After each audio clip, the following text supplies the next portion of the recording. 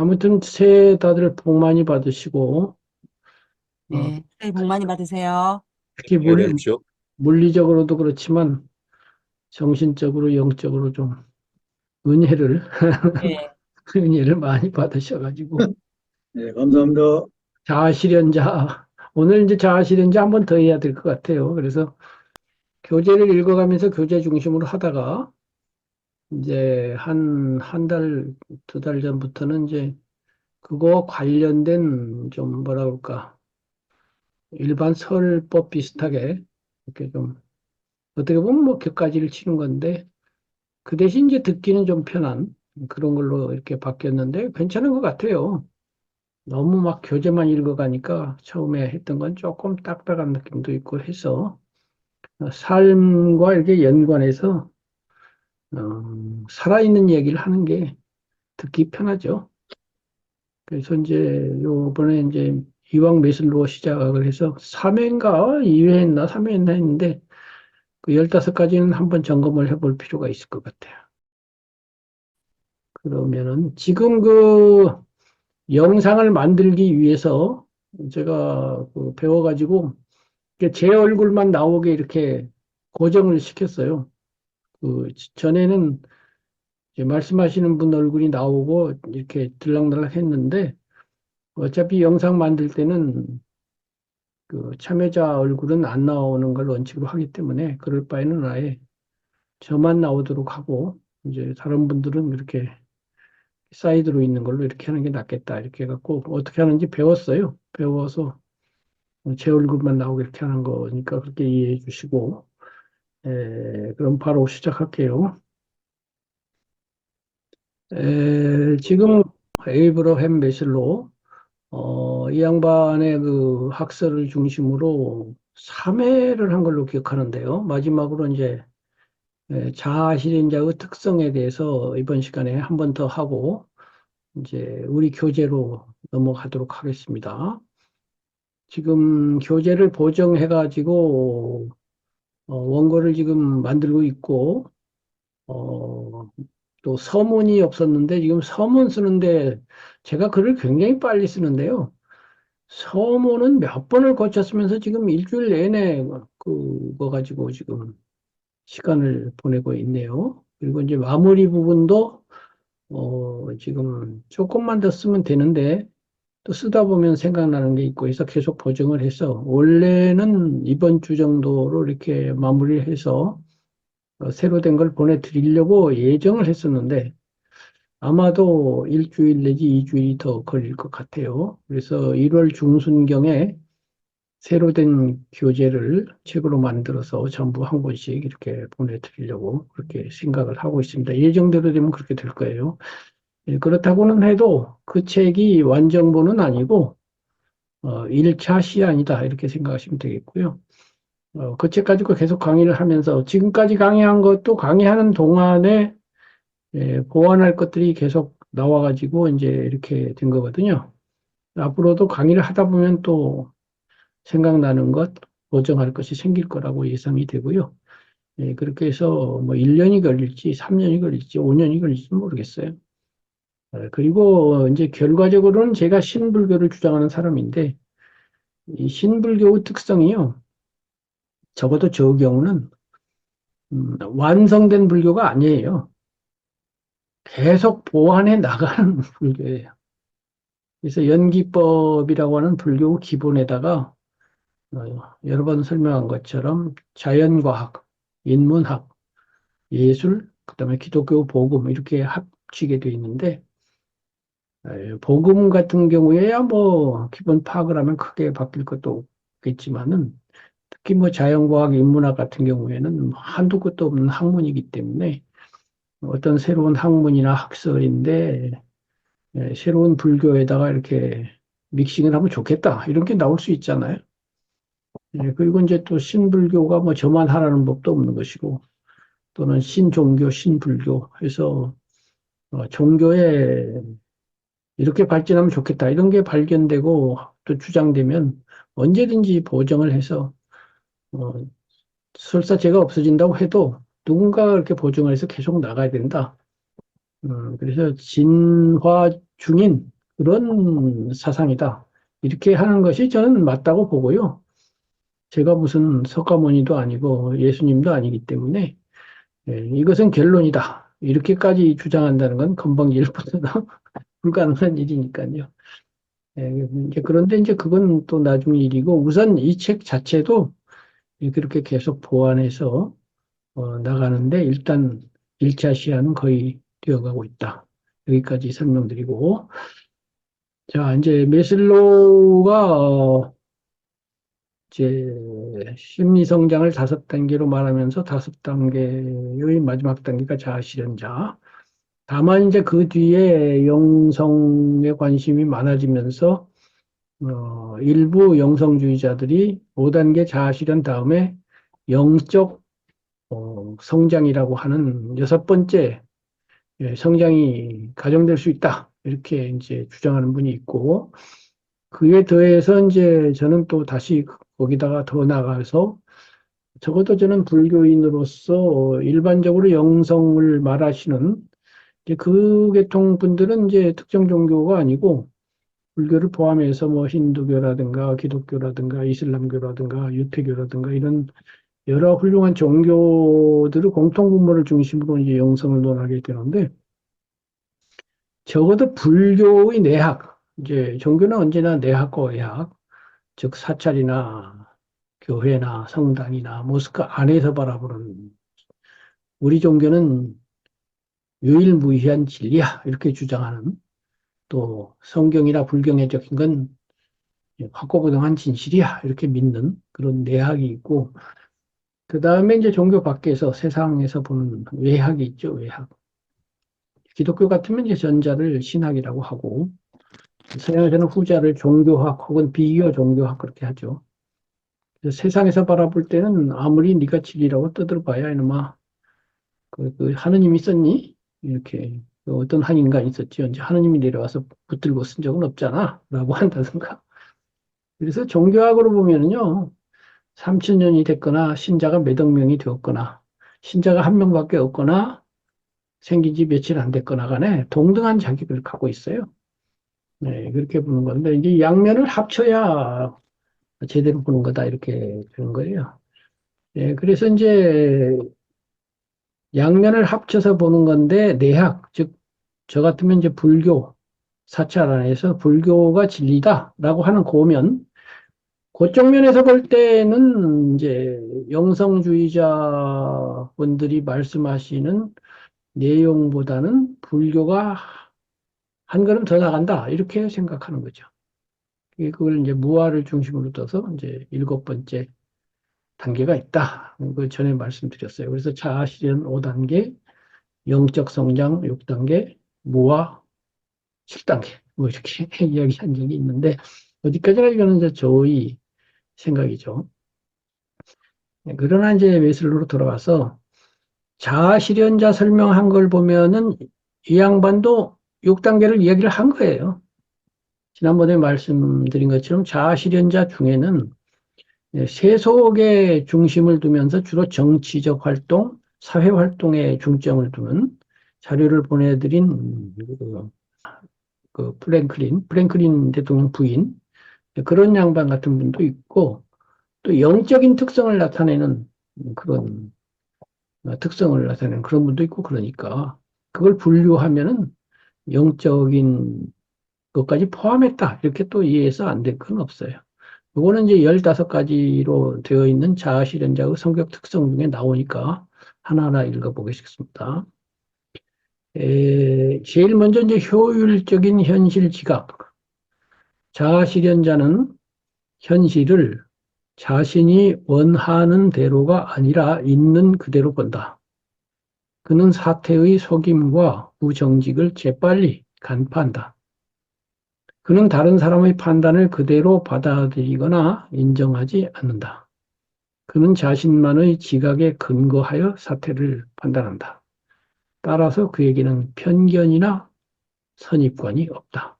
이 문장은 간단하지만 이거 정말 중요하고 정말 이런 사람 드물거든요. 메슬로우가 자아실현자를 100명에 1명꼴로 봤는데 100명에 1명도 이게 쉽지 않을 거라고 저는 생각해요. 이 현실을 자신이 원하는 대로가 아니라 있는 그대로 본다. 대부분의 경우는 원하는 대로 보죠. 그렇게 됐으면 하는 거하고 실제로 그런 거하고 차이가 많다 이거죠. 이걸 잘 보여주는 사례가 뭐냐면은 월드컵 같은 거 했을 때요. 이제 우리나라는 월드컵 계속 진출을 하고 있는데요. 그 여론조사를 해보거든요.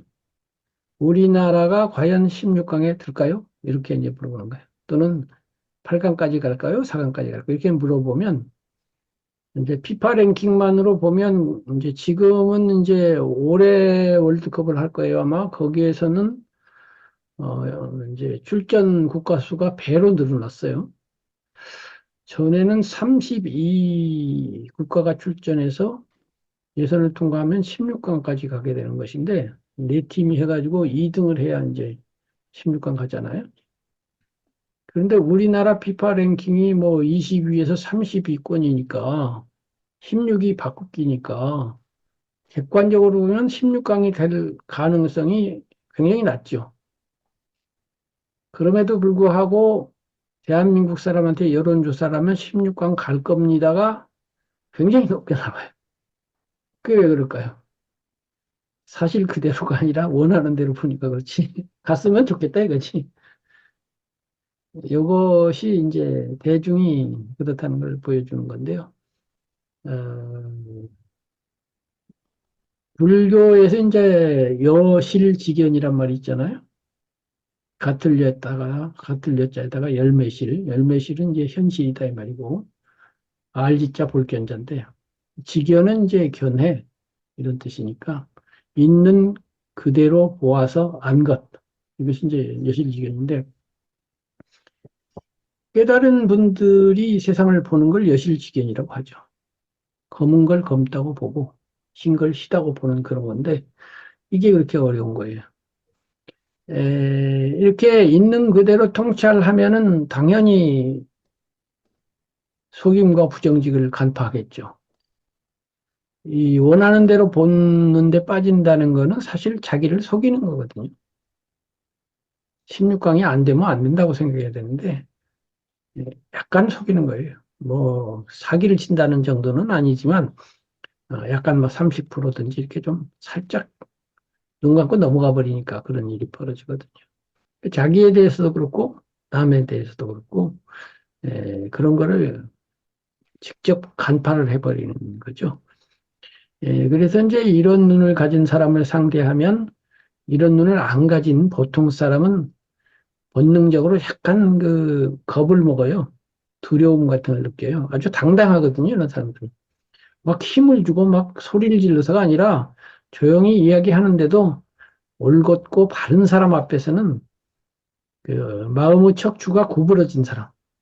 이런 사람은 척추가 꼿꼿하거든요. 척추가 구부러진 사람은 꼿꼿한 사람을 만나면 자기도 모르게 기가 죽어요. 상담하실 때도 아마 그런 거 있을 거예요. 이 상담하러 들어오는 아이가 걸어오는 태도나 자세.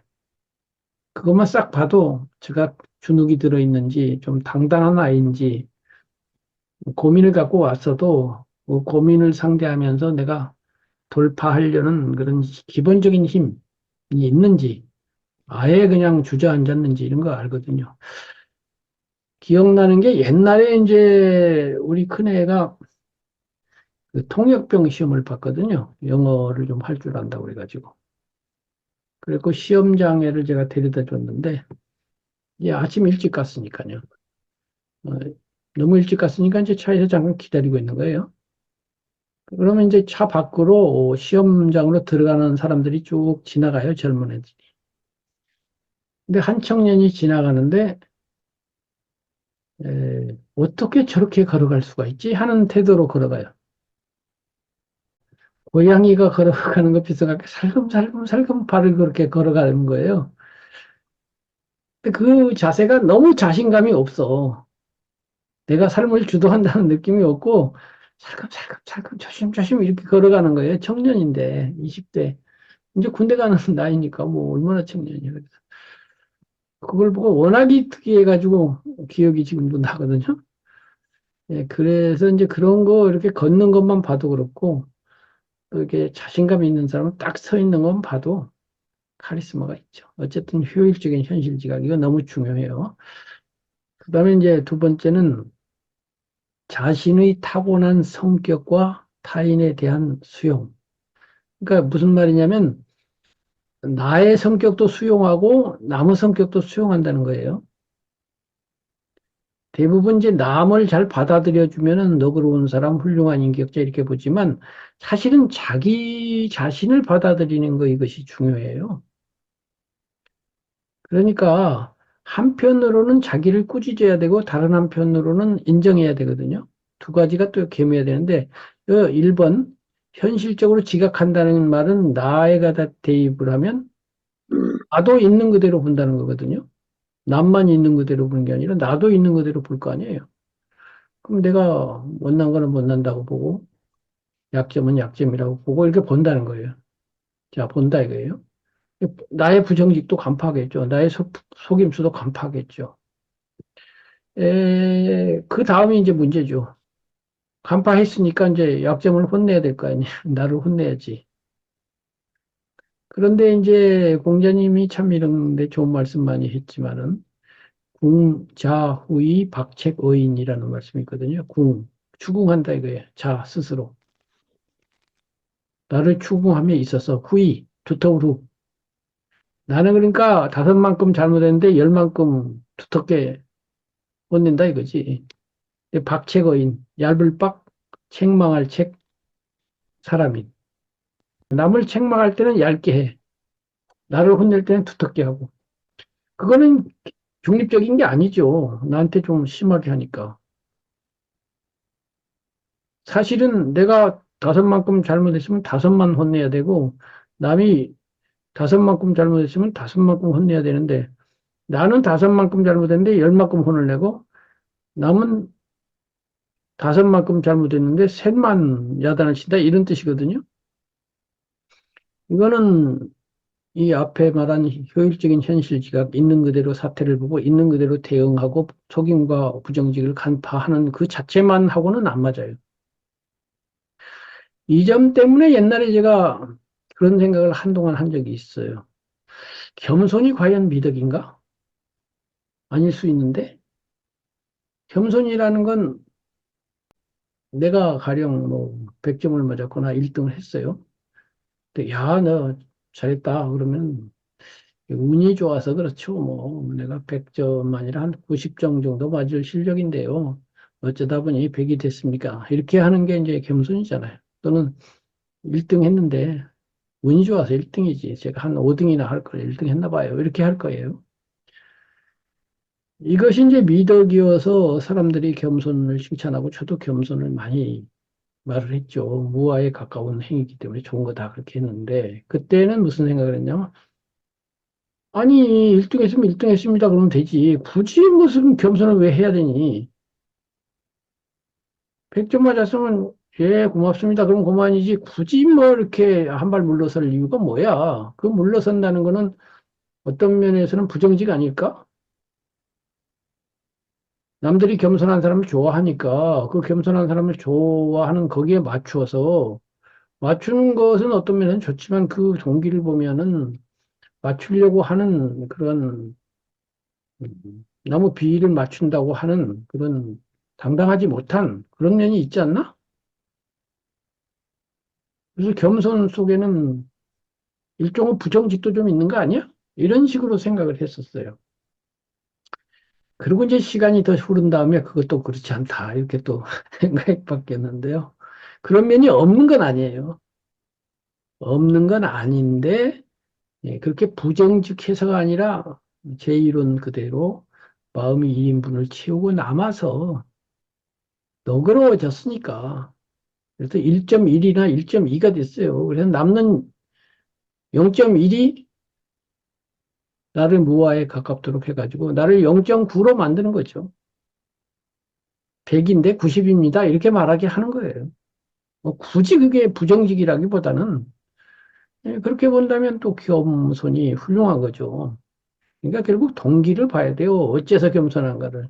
비위 맞추려고 겸손한 사람 분명히 있거든요. 그런 겸손은 진정한 의미의 겸손이 아니죠.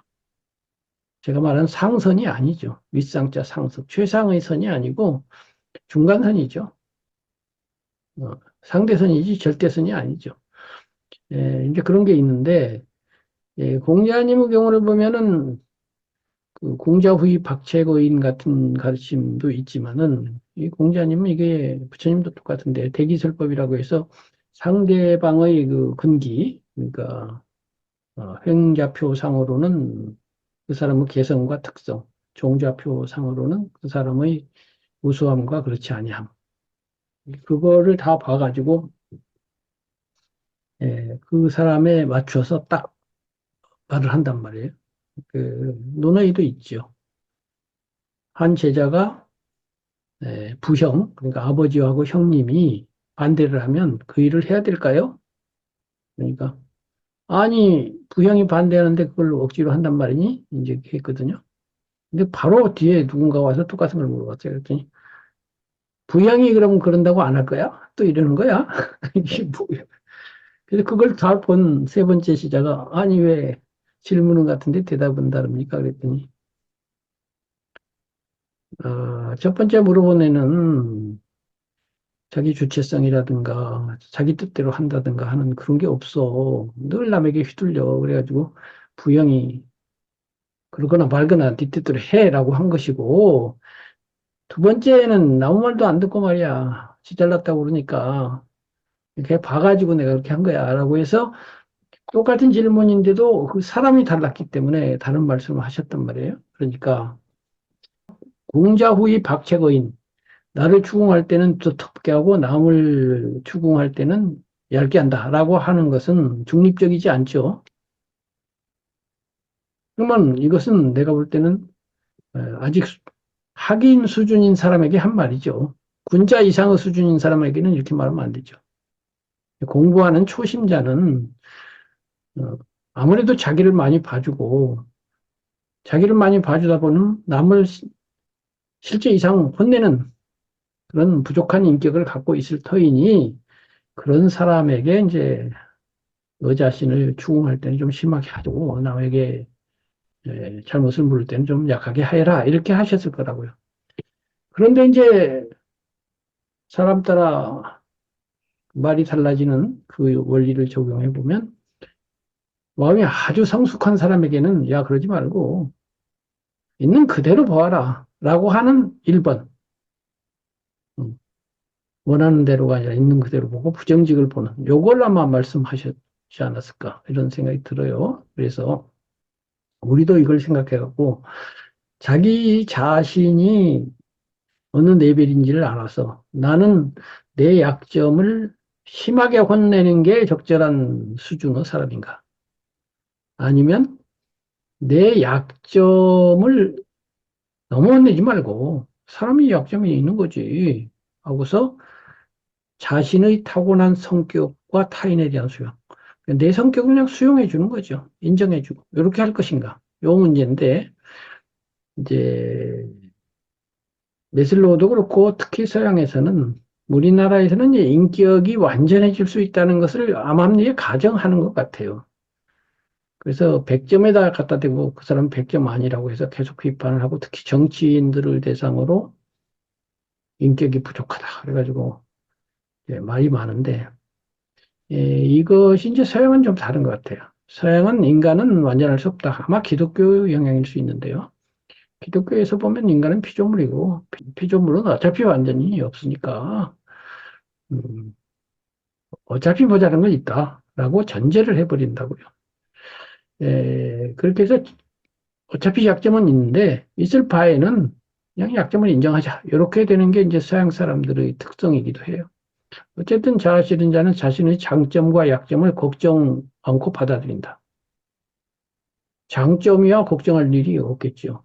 그러니까 요거의 말은 이렇게 돼 있지만 장점은 자만하지 않고 받아들이고 약점도 너무 그렇게 심리하지 않는다. 이렇게 아마 말하면 될 것 같아요. 그는 그에 대해서 많이 생각하지 않는다. 그에게도 결함이 있지만 그는 그것을 유별날 정도로 부끄럽게 생각하지 않는다. 물론 뭐 윤리 도덕적으로 큰 결함이 있으면 그거는 부끄러워해야 되죠. 뒤에 나옵니다. 윤리 도덕 문제에서는 상당히 엄격하다. 그러나 그거 아니고 자아실현자의 대표자라고 해도 될 만한 링컨 같은 경우도 보면은 결함이 꽤 많아요. 저는 우울증을 앓고 있었고요. 그렇게 공동선에 그야말로 목숨 바친 그런 사람이면서도 예, 자기 아들에 대해서는 또 중립적이지 않았어요. 그러니까 강요들하고 이렇게 자기 집에서 그때는 이제 자기 집에서도 국무회의라고 그랬대요. 그때 그 분위기는 지금하고 다르거든요. 하면은 이제 회의를 하는데 꼬마가 막 와가지고 막 난입을 해가지고 시끄럽게 하고 이런 일도 있는데 국가 대사를 논하는데 그런 걸 못하게 해야 되잖아요. 공공의 입장에서는. 근데 오히려 손님들 보고 미안합니다. 얘 좀 가면서 이제 얘를 너무 혼내지 않는 거야. 간단히 말해서. 이런 거 보면 분명히 그건 약점이지. 그 밖에도 많은 약점이 있죠. 이제 그러나 이제 큰 틀에서 잘했기 때문에 뭐 그런 거는 문제가 안 되고 적절한지 몰라도 뭐 클린턴 대통령 같은 경우도 비서하고 바람을 펴갖고 문제가 됐는데 미국 사람들은 그 정치인 대통령이 정치자라고 나라 부강하게 만들면 됐지. 그거 가지고 너무 그렇게 신경 안 쓰고 두고두고 뭐 혼내고 그러지 않아요. 예, 그런 사회 분위기는 오히려 배울 점이라고 생각해요. 어쨌든 이제 결함이 없는 사람이 없기는 없죠. 없는데 그거를 막 너무 심하게 자기 자신을 혼내면서 그렇게 부끄럽게 그렇게 생각하지는 않고 그래서 죄책감이 없다. 자기 약점을 받아들이지 않으면 이제 죄책감이라는 것이 이게 한편으로는 도덕적인 감정이지만 다른 한편으로는 이게 도덕 이전에 마음의 짐이 되는 거거든요. 그거 얘기하면 길어지니까 꼭 그런 거 넘어갈게요. 그런 자기 자신의 타고난 성격을 그대로 받아들인다. 전도 얘기한 것처럼 이제 요즘 그 뭐라고 하나요? 그저 16가지 성격 분석하는 거 있잖아요. 용의만 저 용어 학설에 기반해서 만든 걸. 그거 가지고 요즘 말들 많이 하더라고요. 나는 성격이 뭐다 뭐다 해가지고. 그런데 그 성격 분별하는 것도 용도 말한 것처럼 내향성, 외향성으로 나누고 무슨 직관형, 무슨 사고형, 뭐 무슨 형이 나눠가지고 그걸 곱하면 16가지가 되는데 용은 벌써 말을 하고 있어요. 예를 들면 내향형과 외향형은 각각의 특성이지 내향형이 좋다고 또는 외향형이 좋다 이런 건 없다. 각각의 장단점이 있는 거다. 그러니까 그 성격 자체가 뭐 좋은 성격이 따로 있고 나쁜 성격이 따로 있는 건 아니에요. 16가지 성격은 각각 다르다는 것이지 틀렸다는 것이 아니니까. 그래서 이제 자기 성격을 그대로 받아들이는 것인데요. 메슬로는 사람들이 죄의식, 나태, 무분별, 질투, 편견, 시기 등 부정적인 마음을 갖게 되는 것은 자신이 갖고 태어난 성격 이상의 것을 행하려다가 좌절된 모순에서 발생한다고 보았다. 자기 성격대로 안 살고 가면 쓰고 살고 억지를 부리니까 그런다 이거죠. 물은 축축하고 돌은 단단하며 나무는 푸르다고 그런 말이다. 물은 물로 살고 돌은 돌로 살고 나무는 나무로 살면 된다 이거지. 자신이 물이면 물로서 돌이면 돌로서 나면 나무로서 살면 된다는 의미이다. 이게 지난번에 말한 이제 가면, 벗어나고 관련이 있지요. 있는 그대로 나로 살지 않고 가면을 쓰고서 있는 그대로 나는 조국과 민족을 별로 생각 안 하면서 이제 딱 3.1절 기념식장에서 위에 올라가고 대통령 각하가 조국과 민족을 이렇게 이제 하는 거잖아요. 근데 이런 거가 이제 자기 자신과 벗어나 사이의 갭이 큰 건데, 이제 솔직하다 이 말이죠. 이런 사람은 그 벗어나의 신경을 쓰지 않고 자기의 실제 모습, 있는 그대로 자기 자신을 간파하는 실제 모습에 신경을 쓰죠. 다시 말해서 저는 그거를 뭐라고 했느냐면은 저 40대 이런 생각을 하면서 에, 제품 개발부, 그러니까 회사예요. 회사에서 제품 개발부가 있고 광고 영업부가 있단 말이에요. 인간도 똑같아요. 광고 영업부에 중심을 두어서 회사를 운영하면 우선은 잘 될 수 있지만 장기적으로 보면 그 회사는 안 되겠죠. 제품이 좋아서 팔리는 게 아니라 광고를 잘해서 팔린 거니까. 처음에는 이제 광고 보고 사지만은 나중에는 광고하고 안 맞네. 아까 뉴스 보니까 어느 회사에서 어, 치즈 맥주인가? 치즈 맥주인가 뭘 만들었다고 그러더라고요. 치즈가 안 들어간 거야. 맥주 이름은 치즈 맥주인데. 그래가지고 이제 규제에 들어가서 뭐 법적 다툼을 하니까 야, 곰과자가 있는데 곰과자에 곰이 있니? 이 변호사가 하는 말이에요. 고래밥이라는 과자가 있는데 고래밥에 고래가 들어갔냐? 안 들어갔잖아. 그러면 치즈 맥주에 치즈 안 들어간 거랑 똑같은데 왜 그래? 이렇게 이제 반박을 한다. 그런데 이제 판례를 보면은 일반 상식인의 입장에서 어떻게 이해할 건가가 이제 판단 기준이래요. 그럼 고래밥이라고 하는 과자에 고래가 들어서 갔을 거라고 보통 사람이 생각할 것이냐? 안 한다 이거예요. 그냥 이름이 고래밥인가 봐. 곰과자 그래갖고 곰과자에 그 곰이 들어갔다고 생각하겠니? 하지만 치즈 맥주 하면은 치즈가 들어갔을 거라고 생각할 확률이 굉장히 높다는 거죠. 그렇기 때문에 이건 문제다. 이렇게 되는 것인데 어쨌든 이렇게 이것도 광고 일종인데 광고 영업 전술, 전략 가지고 이제 팔아보려고 그렇게 한 거죠. 그렇게 한 건데 광고 영업을 안 할 수는 없겠죠. 그러나 거기가 제품 개발부보다 더 중점이 되어지면 그 회사는 아무튼 장기적으로는 희망이 없어요. 사람도 그렇다 이거죠, 사람도. 아까 말한 퍼소나, 남에게 보여주는 가면으로서 나의 신경을 너무 많이 쓰다 보니 실제로 내가 멋있는 게 아니라 가면만 멋있는 이런 사람이 될 수 있잖아요. 그래서 이제 이런 생각을 한 끝에 저는 가능한 한 인격 분야도 그렇지만은 작가로서 작품을 쓸 데 있어서도 광고 영업 때문에 내 책이 팔리는 그런 작품을 쓰는 작가가 아니고 작품 자체가 가진 힘 때문에 읽히는 책을 썼으면 좋겠다. 이런 생각을 많이 했었어요.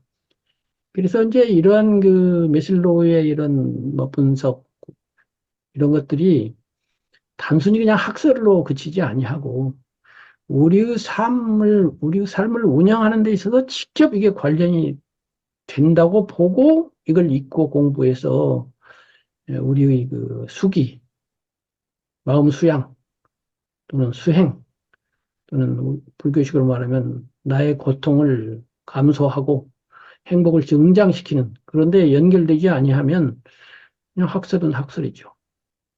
그래서 저는 이런 거를 그런 관점에서 좀 봤으면 좋겠다. 이렇게 생각을 하고요. 세 번째로 이제 자발성, 솔직성, 자연스러움. 그러니까 좋은 말은 다 있어요. 자아실현자는 다 좋아. 자아실현자는 솔직하고 직접적인 방식으로 행동한다. 이게 결국 맥락은 거의 비슷해요, 앞에 거랑. 달리 말해서 그는 자신의 감정을 숨기지 않고 정직하게 드러낸다. 가면과 실제 자기 사이에 갭이 적으니까 솔직할 수밖에 없죠. 못났다고 그러면, 참, 난 못났어요. 이렇게 할 수가 있죠. 그러면서도 그는 타인에 대해서는 신중하고 살겠다. 요게 이제 궁자님의 궁자후이 박제거인 아니겠어요? 내 잘못은 확 드러내지만 남의 잘못을 굳이 드러내지는 않겠다. 이게 부정직이 아니다 이거죠. 처음에는 약간 이것이 부정직이고 타협이 아닌가 이렇게 생각했지만 가만히 생각하니까 부정직이 아니고 그냥 사이가 깊은 거예요. 그는 자신의 솔직성 때문에 타인이 상처를 입는 행위를 하지 않는다. 같은 말이죠.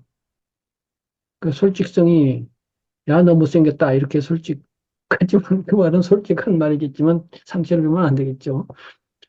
그래서 이거 공자님한테 참 배울 게 많아요. 그래서 공자님을 언어를 대학교로 배우고 불교를 대학원에서 배우시오라고 제가 누누이 말을 하는 게 그런 건데요. 공자님 말씀들은 바로 우리 삶에서 적용할 수 있을 정도로 이렇게 직접적으로 와닿는 말이 많기 때문에 이걸 훈련하면은 본 수행을 하는데 많은 도움이 되는 수가 있거든요. 그래서 이제 타인의 상처, 솔직성 때문에 타인이 상처를 입는 행위를 하지 않는다. 이 말하고 공자님이 어떤 관련되냐면, 공자님은 항상 남을 비판해야 될 때, 비판해야 될 때도 있잖아요. 못난 사람 못났다고 그러고, 잘못한 사람 잘못했다고 확인해야 되는데, 비판할 때 항상 톤을 하나 낮춰요. 저 나쁜 놈, 보통 이렇게 해야 될 때는 사람이 그러면 되나? 뭐 이렇게 좀 누그러뜨려서 말씀하시는 거지. 중화시켜서. 그게 정중하게 말을 하죠. 그 애둘러서 또 말을 해요. 에, 그 불교에서는 예술이라든가 문학이 어떻다는 얘기는 안 하지만은 공자님은 그 언어의 문학성 내지는 표현 이런 것도 이제 시 같은 거 이런 것도 직접 언급을 하시거든요. 그래서 시를 왜 배워야 하냐면 하고서 이제 네 가지가 있는데 그 중에는 뭐냐면은 에, 원망 원자가 있어요. 원망 때문에 시를 배운다 이런 게 있는데 그건 원망하라는 게 아니라 이제 시를 배운 선비로서 임금을 모시거나 높은 사람 모셨을 때 임금에게 바른 말을 해야 될 때가 있거든요. 충간이라고 그러잖아요. 충성스러운 간언을 해야 되는데 임금님이 잘못했을 때 솔직하게 임금님 그건 잘못입니다. 이렇게 하는 그 직사포형이 있어요. 우리나라 같으면 조광조 같은 분이죠. 근데 조광조는 결국 어떻게 됐습니까? 처음에는 야 멋지다 하다가 중종이 그냥 자꾸 그랬으니까 화가 나니까 없애버려 이래갖고 죽었죠. 두 번째는 지금 시로 말을 하는 사람이 있어요. 애둘러 말을 하는 거예요. 삥 돌려서 얘기를 해요. 이렇게 하면은 듣는 사람이 충격을 덜 받아요. 그래서 솔직성 때문에 타인의 상처를 입는 행위, 이거 안 한다는 것이 그런 거예요. 말을 애둘러 하고 정중하게 하고 넌지시 하는 거. 요게 사실은 문학기법이거든. 예, 중국 고사에 보면은 그 춘추오패도 꼽히는 초장왕이 왕 되고서 3년 동안 일을 안 하고 맨날 술만 마시고 노닥거리고 있었거든요. 그러니까 한 신하가 조광조처럼 임금님 그러면 안 돼요 이렇게 했어요. 귀양하고 있어요. 귀양본 있어요. 3년 동안 실컷 놀고 있는데 이제 3년 지났는데 한 사람이 왔어요. 이 사람은 방식이 달라요. 아까 말한 시로 말을 해요. 문학으로 뭐라고 하냐면 제가 뭐 하나 여쭤봐도 될까요? 여쭤보시오. 여기 큰 새가 한 마리 있는데요. 3년 동안 울지도 않고요. 날지도 않고 있어요. 어떻게 하면 좋겠습니까? 이랬어요. 비유로 말을 한 거예요. 임금님한테. 그러지 마세요라고는 안 하고, 그랬더니 웃으면서 소장왕이, 오케이. 무슨 뜻인지 알았어. 하고서 그날로 술이고 연회고 다 끊어버려요. 당일로. 다 끊어버리고 귀양 보낸 사람을 다시 불러옵니다. 일부러 그렇게 한 거예요. 일부러 충신과 간신을 구별하기 위해서 3년의 시간을 보낸 거예요. 누가 옳고든 소리를 하며 누가 지혜로운지 어떤 사람을 높은 자리에 쓸지를 다 파악을 한 다음에 제자리를 잡게 했는데 똑같은 충간을 하더라도 한 사람은 직사포로 쏘는데 한 사람은 애둘러서 넌지시 이렇게 비유로 말을 하는 것. 요게 외교적 언사거든요. 나라로 치면은 국방부 장관은 그 직사포 같은 사람이 하는 게 맞을 수 있어요. 그런데 외교부 장관은 그런 사람이 하면 안 되죠. 외교라는 건 뭐예요? 외교에서 다른 나라 보고 아닙니다라고 말하면 그는 외교관이 아니다. 이런 말 있잖아요. 거절해야 될 때도 안 돼요. 이렇게 말하면 그 외교관 아니에요. 생각해 보겠습니다. 그러면 그게 거절이야. 그러니까 상황 따라 그렇게 되는 것인데요. 어쨌든 이 자아실현자는 그런 점에 있어서 보면은 자기 자신에 대해서 솔직하다는 거는 직사포인데 나한테는 직사포야. 남한테는 직사포 안 하고 넌지시 3년 동안 날지도 않습니다. 뭐 이렇게 하는 거죠. 그런 고의로 타인이나 규칙을 우롱함으로써 쾌감을 느끼는 법이 없다. 대부분 이제 그 자아실현 이하의 사람들은 그것 때문에 그 동기를 일으키는 데잖아요. 결핍 때문에. 이 우롱이 결핍에서 나오는 거예요. 남을 놀리고 이런 거는 자기 마음에 뭔가 부족한 게 있어가지고 그 부족함을 채우는 쾌감을 느끼기 위해서 남을 우롱하거든요. 근데 자아실현자는 부족함이 없기 때문에 그런 거 가지고 쾌감을 느낄 필요가 없죠. 그러니까 그런 짓은 안 하죠. 그는 명예 자체는 중요시하지 않아요. 자기를 높이고 싶은 마음이 없죠. 명예라는 건 자기를 높인다는 건데 자기를 굳이 높이려고 하지 않죠. 가면에 빠진 사람이 아니니까. 명예를 높이려고 하는 거는 영업부를 활성화시킨다는 건데 영업부 관심 없어. 내가 팔릴 만큼만 팔려. 제품이 10개 팔릴만 하면 10개만 팔려야지. 제품이 10개 팔릴만 하면서 20개 팔고 있으면 그걸 성공이라고 얘기하지 않아. 이런 거죠. 이거는 제가 여러 번 그동안에 얘기했을 거예요. 우리 안 선생님하고. 김정빈이라는 사람이 어떤 관점에서 여기에 사람이 많이 모이느냐, 적게 모이느냐, 이런 거, 그게 중요한 게 아니다. 내가 하는 말이 진정으로 옳고 가치가 있으면 한 명이 오든 두 명이 오든 그거는 영업부는 난 모르겠다, 모르겠고, 제품 자체가 좋은가가 나는 관심이지, 관심 없다. 이런 거하고 다 통하는 거죠. 그런데 이제 어쩌다 보니까 사람이 구름대 같이 올 수도 있고, 막 명예가 주어지고, 막 상을 받고 이럴 수도 있어요.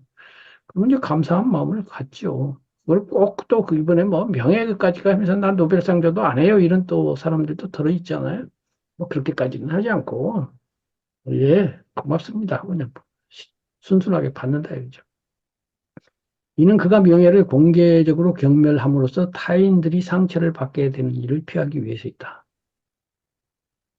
예를 들면, 그러니까 노벨상인데 거절한 그 문학가들이 몇 명 있는데, 정말로 거절하고 싶어 거절할 사람도 있겠지만은, 이렇게 하면은 받은 사람을 놀리는 면도 있다 이거지. 그러니까, 뭐 굳이 그렇게까지 할 거 없다. 이렇게 해서 이제 받는다 이거죠. 뭐 이게 꼭 맞는 건 아닌데, 대체로 그렇다는 것이지, 모든 자아실현자가 이러지는 않을 거네요. 자아실현자 중에는 정말로 명예를 공개적으로 경멸하는 사람도 있을 수 있어요. 노벨 문학상을 거부한 사람 중에 영국의 그 버나드 쇼라고 하는 극작가가 유명하죠. 이 양반 일화를 보면은 이 양반은 내가 볼 때는 자아실현자 이상의 인격을 가진 사람이에요. 심지어는 당대에 같이 활동했던 처칠이 세속의 성인이라고까지 했을 정도로 훌륭한 인격을 가진 사람이고 내가 알기로는 정규 교육을 안 받은 사람이에요. 정규 교육을 안 받고 스스로 공부해가지고 노벨 문학상을 받을 정도로 훌륭한 문학가가 되었고요.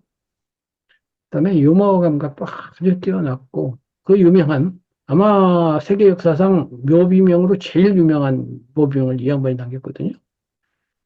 양반 묘비명이 뭐라고 되어 있냐면 우물쭈물 하더니 내 이럴 줄 알았지. 이렇게 있다는 거예요. 자기 죽음까지도 농담을 살 정도로 이렇게 대단한 이런 유머 감각을 가진 분인데 이런 걸로 봐서는 자아실현자가 분명한데 그럼에도 불구하고 명예를 거절해서 노벨상 같은 건 안 받아 이렇게 했어요. 그러니까 꼭 이런 것이 모든 사람에게 맞지는 않을 거예요. 그러나 대체로는 그렇다. 그렇지만 옳고 그름을 변별해야 하는 경우 그는 남들이 어떻게 생각하느냐와 그들이 상처를 입느냐는 문제는 고려하지 않은 입장에서 옳고 그름을 변별한다. 그러니까 이런 뭐 남을 위한 배려 이런 것도 다 좋지만은 정말로 이것이 정의의 문제다, 옳음의 문제다, 그름의 문제다, 도덕의 문제다, 중요한 문제다 이럴 때는 나쁜 놈 보고 나쁘다고 확실히 해준다 이거지. 그래야지 이런 힘이 없이 그냥 하면은 아까 말한 겸손이 과연 미덕이냐 할 때 그런 겸손이 되는 거예요. 난 비위 맞추려고 내가 그렇게 한 게 아니기 때문에 옳고 그름을 몰라서 그런 것도 아니기 때문에 그러나 공공선을 해치거나 이러면 내가 가만 안 있겠다 이렇게 되는 거죠. 4. 자기 밖의 문제에 대한 중점적인 태도. 자아실현자는 책임감이 있다. 그의 책임감은 나 자신의 이익과 관련되어 부담을 느끼게 되는 연히 사람들의 그것이 아니라, 그러니까 다른 사람들은 결핍 동기에서 이제 4단계 이하는 어떤 행위를 하니까 그 사람들은 나를 위해서 어떤 행위를 하지만 이 사람은 나보다는 여러 사람, 사회적 공동체의 이익과 관련되어서 한다 이거죠. 그래서 공공의 이익과 관련되어 자신으로서는 부담감을 느끼지 않는 사명감. 그러니까 나 개인을 위한 부담감은 안 느끼지만 공동체를 위한 사명감 차원에서 이제 한다 이거죠. 그것은 그가 선택한 직업과 관련된다. 그렇기 때문에 이런 사람들은 이제 사회적으로 규모가 커지면서 정치를 하는 경우가 많다 이거죠. 그 사람됨과 그 직업은 자물쇠와 열쇠처럼 딱 들어맞는다. 솔직하게 자기 성격대로 살다 보면은 에, 정치해야 될 만한 사람은 정치하겠죠. 예술해야 될 사람은 예술을 할 것이고요. 다 이렇게 자기에게 알맞는 직업을 하게 돼 있겠죠.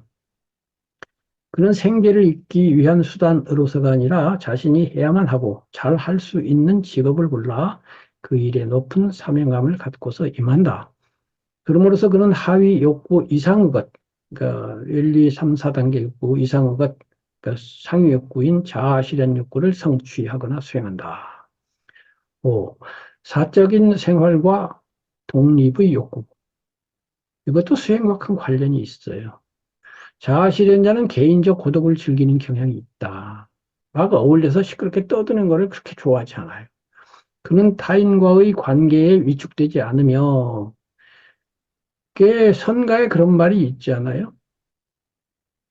그 시장 한가운데 있으면서도 혼자 있는 것처럼, 혼자 있으면서도 시장 한가운데 있는 것처럼, 뭐 이런 말이 있는 것처럼, 군중 속에 있으면서도 자기 혼자 있는, 그런 사람은 타인과의 관계에 위축되지 않죠. 그래서 타인에게, 타인이 필요하지 않는 듯이 보이죠. 확 독립돼 있으니까. 그는 고고하고 말수가 적다. 매우 자기중심적이고 자아주도적이다. 자기중심적이라는 말이 이기적이라는 말로 들릴 수가 있는데 그런 의미의 자기중심이 아니죠. 그야말로 부처님 말씀을 하면 콧불 쏘고 웹불처럼 혼자서 가라 뭐 이런 거지. 당당하게 홀로 서는 그런 사람이죠. 이것은 그가 원칙에 따라 결정하고 행동함으로써 생겨난다. 이 힘이 어디서 나오냐, 그죠? 이것이 결국 제가 아까 말한 정신의 등뼈가 꼿꼿하다는 그런 건데, 그 원칙에서 나오죠. 삶의 철학이 분명히 있고, 그 철학으로부터 나오기 때문에, 이렇게 고고하고, 말수도 적고, 그러나 확고하고, 이런 거죠. 그에 비해 신경증적인 사람은 자기가 갖지 못한 것을 충족하기 위해서 1, 2, 3, 4단계는 항상 결핍해서 동기가 돼가지고 행동하잖아요. 타인들에게 정서적으로 의존적인 경향을 보인다. 제가 타인 탐을 의존적 가치라고 그러잖아요. 어떤 가치는 하위 가치일수록 타인 탐을에 의존되어서 일어나죠. 상위 가치로 올라가면 올라갈수록 자기 자족적으로 생기죠. 타인과 관련이 없어지죠. 그러니까 홀로 서 있을 수가. 이 모습은 어릿광대에 비유할 수 있다. 어릿광대는 뭐예요?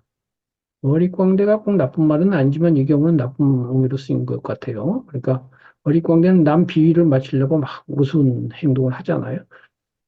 그들은 타인들, 예컨대 부모, 설교자, 선전자들이 지시하는 대로 행동하고 생각하고 행동한다. 세뇌되는 거예요. 그리고 자기주도적으로 안 하고 부모가 시키는 대로, 설교자가 시키는 대로, 선전자들이 권고하는 대로 이게 자기 삶을 못 살고 종교라는 동네에서 참 이런 경우가 많죠. 단 위에서 설교하는 뭐 스님이나 목사나 신부님이나 이런 분들의 말을 절대 복종하면서 이상한 일도 많이 벌어지죠. 참 그런 점에 있어서 성가에 좋은 말이 많은 것 같아요. 돌멩이를 던지면 개는 돌을 따라가고 사자는 던진 사람을 향해 달려간다. 이런 말 있잖아요. 부모가 뭐를 하면 뭐라고 하고 설교자가 뭐를 하고 하면 그 말이 맞는지를 내가 판단해야지 말을 따라가면 안 되거든요. 그거 개야 그러면. 말을 따라가지 말고 그 사람을 봐야 돼요. 그 사람이 말하고 일치하니? 그리고 내가 주도적으로 해갖고 그 말이 정말 맞는 거냐 안 맞는 거냐 따져봐야지. 내가 주도를 해야지. 자기 주도적 학습을 해야지. 타인 탐구 의존적 학습을 하면 안 되겠죠. 그 자아감은, 그러니까 지금 그것은 이제 자아실현자가 아닌 그런 사람들의 자아감은 타인을 반영한 것. 타인의 생각을 나에게 비춘 그림자야. 나는 그림자 같은 사람인 거예요. 그들 자신의 독립된 발달의 산물이 아니다. 육자율적 기능은 자아실현자는 사회 환경으로부터 독립되어 있다. 아까는 이제 남에게 독립되어 있는 얘기인데 그들은 고도로 자아 내포적인데 이를 디자율성이라 한다. 디자율성은 위기나 결핍 상황에서 자아실현자로 하여금 그 위기감, 결핍감을 갖지 않도록 한다. 즉 결핍 동기자들이 파멸력이라고 여길 만한 상황에서 자아 실현자는 그것을 대수롭지 않은 것으로 여긴다. 이로부터 그에게는 기본적인 평온함이 생긴다. 이렇게 되는데 에, 말을 바꿔서 얘기하면 위기 상황을 마주보면 그 사람이 자아 실현자인지 아닌지가 판명난다. 예를 들면 어떤 경우가 뭐 생겨가지고 한쪽 다리를 이렇게 줬다든가 뭐 예를 들면 혹은 뭐 이혼을 했다든가, 뭐 자녀나 가족이 죽었다든가, 뭐 재산이 절반이 갑자기 날아갔다든가, 뭐 이런 거의 뭐 반죽음 같은 상황이 왔을 때 암이 걸렸다든가. 어저께 새해 첫날인가요? 어, 제가 있었던 하와이에 계신 스님하고도 통화를 하고 거기서 제 강의를 좀 들었던 보살님하고도 통화를 했는데 어떻게 지내냐고 그랬더니 작년에 암이 걸렸었다고 그러더라고요. 지금은 이제 많이 좋아졌는데 말씀하시는 거 보니까 그렇게 큰 걱정을 하지 않고 걸릴 수도 있지 하는 정도로 이렇게 마음고생은 안 했다는 식으로 얘기하시고 다만 이제 주변 가족들이 막 난리가 나가지고 그랬다고 그래요. 그래서 그러면서 하는 말이 제가 부처님 공부를 했으니까 그런가 보다 하고서 이제 본인이 부처님께 감사를 하노라고 이렇게 말씀을 하시더라고요. 이제 그게 증명이 되죠. 제가 아는 어떤 유명한 교수님 계신데 부인이 돌아가셨는데 정신을 못 차리는 거예요. 막, 막, 그리고 그 평생 어려서부터 아기 적부터 태어날 때부터 교회 다닌 엄마한테서 태어나서 평생 기독교를 했고 우리나라 최고 대학에서 대학 학장까지 했고 수많은 책을 냈고 유명한 베스트셀러 작가입니다. 유명한 또 예술가인데 내가 물어봤죠. 평생 당신 공부한 그런 지성 또는 신앙 활동이 이 위기 상황에 내가 죽은 것도 아니잖아. 부인이 죽은 거 아니요. 그렇게까지 힘들게 하고 그랬더니 단 하나도 도움이 안 된대요. 일도 도움이 안 된대. 그동안 했던 공부. 그러면서 막 어쩔 줄을 몰라 하시더라고요. 근데 이번에는 그 돌아가신 분은 또 어땠냐 물었더니 돌아가신 분도 똑같은 기독교를 한 이제 부인이자 작가인데 이 양반은 또 똑같은 기독교를 또 그렇게 타는 거야. 진단 받자마자 한 달 살 겁니다고 딱 결론이 난 거예요. 한 달. 그리고 진짜 한 달 만에 돌아가셨어요. 그 한 달 동안에 그렇게 평온하게 잘 있다가 떼어 또 오히려 남편을 위로하고 가지고 위로하면서 그동안에 당신 바쁘다고 그래가지고 같이 지낸 적도 없는데 내가 아프다고 그래서 당신이 직장 그만두고 맨날 내 옆에 있어서 데이트도 하고 참 좋다고 그러면서 잘 있다가 또 갔대요. 그러니까 이 위기 상황을 맞아봐야 이게 자아실현자인지 아닌지 그동안에 종교 활동을 제대로 했는지 안 했는지 판명이 나지. 그전에는 잘 모르는 것 같아요. 그 점에 있어서 저 자신부터가 과연 어떤지 좀 점검을 해오고 있고 하기도 하고 그러면서 한편으로는 나도 좀 공부한 보람이 좀 있네 라고 할 때도 있고 야 공부했다면서 이것도 못하니 하는 것도 있고 그렇습니다. 그래서 이제 마지막에 보면 평온함이라는 단어가 있는데요. 이 단어가 이제 불교와 관계가 있죠. 우페카라고 그러죠. 불교에서는 마음이 평온해지고 평등해져서 희비애락에 이렇게 흔들리지 않는 중립적 혹은 수평적 그런 고요함 뭐 이런 거죠. 이제 언젠가 다시 한번 설명하겠지만 이 평등한 그런 마음은 행복한 마음은 그냥 상선이 아닌 선이고요. 이 평등한 마음이 상선이에요. 이거는 항상 평등한, 평온함은 항상 유지될 수 있지만 행복하면 항상 유지되지 않아요. 행복은 생겼다가 없어지잖아요. 오르락 내리락 하는 파도와 같은 그런 변하는 감정이기 때문에 그런데도 불구하고 많은 사람들이 행복을 찾아다니지만요. 행복은 찾아다녀봐야 늘 실패하게 돼 있어요. 일시적으로 행복할 수는 있죠. 그렇지만 곧 행복이 그칠 건데요. 그거는 뭐 논리적으로도 그렇고 경험적으로도 그렇지만은 이미 생리학이 증명해놨어요. 도파민이 뭐 이런 좋은 호르몬, 기쁘게 하고 행복하게 하는 호르몬은요. 아무리 훌륭한 사랑, 뭐 멋진 여인, 남편, 뭐 남자, 애인하고 연애를 해도요. 최장 3개월 내에 고요해진다. 이렇게 딱 이미 증명이 돼 있어요. 길어봐야 3개월 발생하고 나면 그 호르몬에 익숙해져 가지고 그 쾌감이 없어요. 그렇기 때문에 쾌감을 추구하거나 그걸 추구하는 건 바보 같은 짓이에요. 그건 시선 흐름을 오르락내리락 하는 것이고, 그야말로 시지프스가 돌을 밀어 올리는 것처럼 돌을 밀어 올리면 도로 굴러 떨어지잖아요. 그래서 그런 짓 하지 말고, 평안하면 좋은 거다. 이제 이거는 언젠가 다시 한번 설명할 거예요. 7. 신선한 감상력. 이것도 중요한데요. 자아실현자는 자연물에 대하여 어린아이와 같은 즐거움을 느낀다, 기쁨을 느낀다. 그는 새롭고 신선한 경험을 순수하게 감사할 줄 안다. 늘 보던 풍경이나 경험인데도 그는 지루해 하거나 실증을 내지 않으며, 이거 참 신기한 것 같아요. 이제 저도 강아지를 한 마리 키우고 있는데, 이 사람하고 다른 게 그거죠.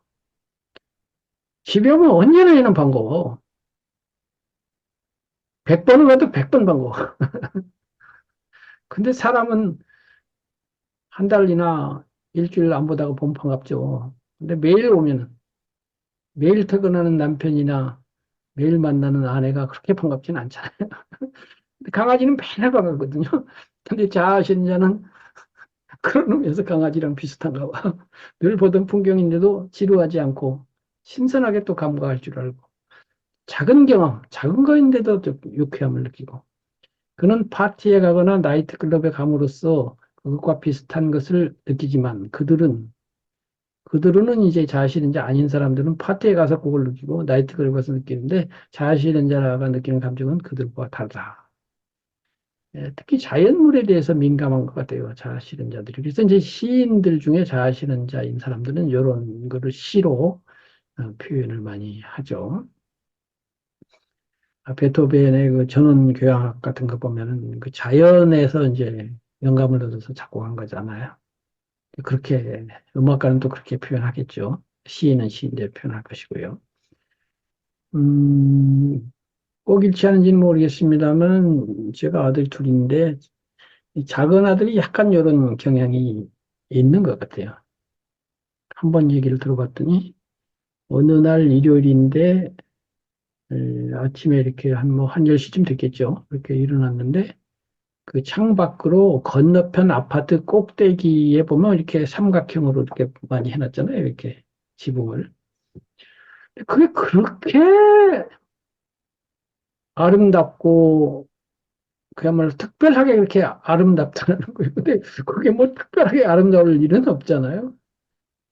근데 그런 일이 가끔 있니? 그랬더니 가끔 있대요. 그래서 이게 어떤 면에서는 자아실현자이기 때문에 그런 것도 있지만 그런 감각을 타고날 때부터 좀 가진 사람도 있는 것 같아요.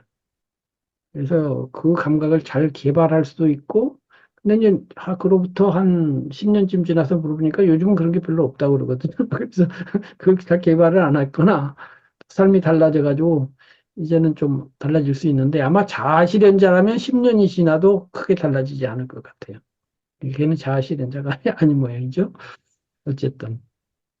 바르라 신비로운 절정 경험. 요게 이제 요거에서 좀 더 나간 거예요. 절정이라고 그랬으니까. 또 신비롭다고 그랬으니까.